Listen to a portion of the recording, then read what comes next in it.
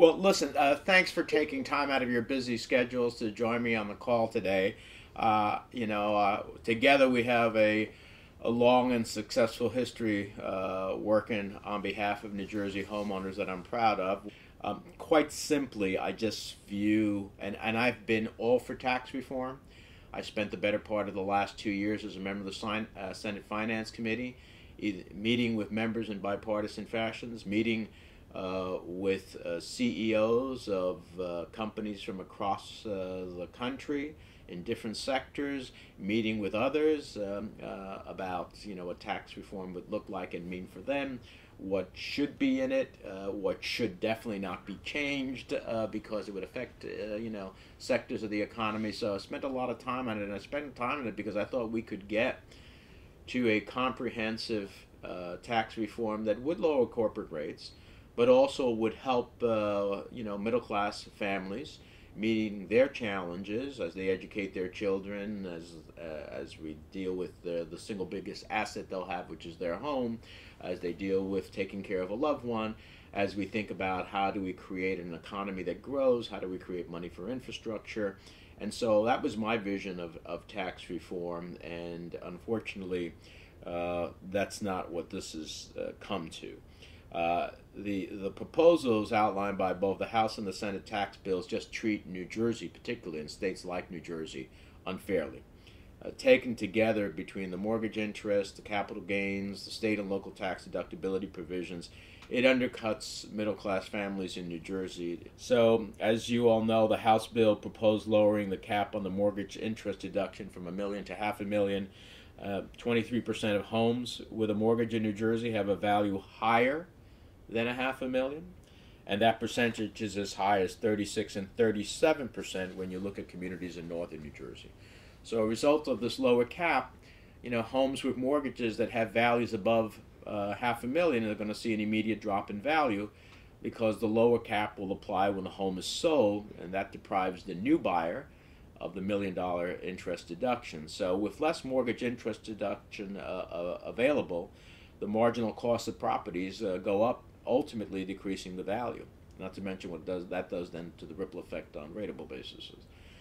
Now there's some media reports, and we haven't seen the final bill. That was part of my argument yesterday at the conference committee. I said, let us see. We're asking questions of the Senate bill has passed or the House bill has passed, but supposedly there's a new agreement. Let's see what the new agreement is so that we can ask questions about it and make a determination. But that wasn't available yesterday. And there are some press reports, and from some of my conversations with some of my Republican friends, that they may drop the mortgage interest cap to $750. And while that's better than $500, it's still, in my view, a step in the wrong direction.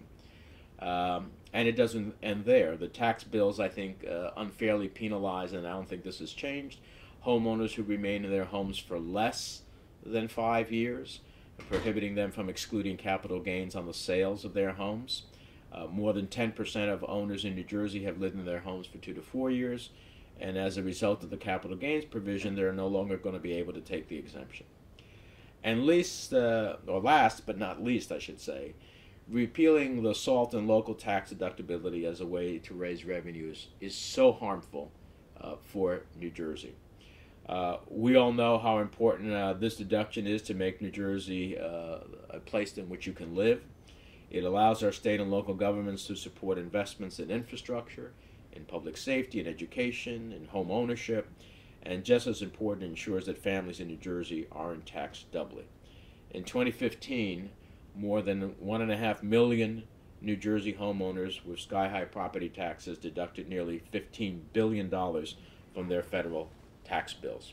Slashing that deduction means higher taxes for families in New Jersey, and obviously, I believe, consequences in the housing market. Now, this $10,000 cap, I have to be honest with you, when you get billions stolen away from you, and then you get a pittance in return, it's not my idea of how I make a deal. It's not a particularly good deal. And then, of course, that's without getting into other provisions of the bill, which creates $1.5 trillion worth of debt, and that debt always falls on the back of the middle class, and it's the middle class that is the ones who are buying homes.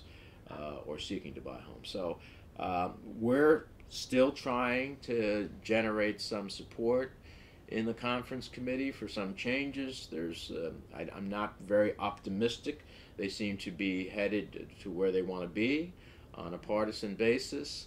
There are a couple of senators, for different reasons, on the Republican side who are still maintaining that they may not vote for the agreement. Senator Collins of Maine has a few issues that she thought she was given a promise. They're healthcare related issues, not housing related issues, but she feels that that promise is not being fulfilled. Whether or not she actually says, unless it gets fulfilled, I'm not voting for it. She alluded that that's what's going to be her position. I don't know that that will be her final position. There's a few others who have some other issues. Senator Corker, who was opposed to the bill, is still opposed to it based on deficit and debt issues. Senator Flake was promised something about Dreamers, which has not materialized for him. So those are just a few, and Senator McCain is, although he voted for it to move it forward, I'm not sure he's so happy now. So it can all still come together. Next week's going to be the critical week. It's either going to be make or break time. They're either going to pass this and move on, and then our challenges will be, how do we seek to improve it at different points in time, maybe with a different dynamic, which I will be committed to if that's what the hand that's dealt to us. But it's obviously still an effort to try to change it, even at this late stage.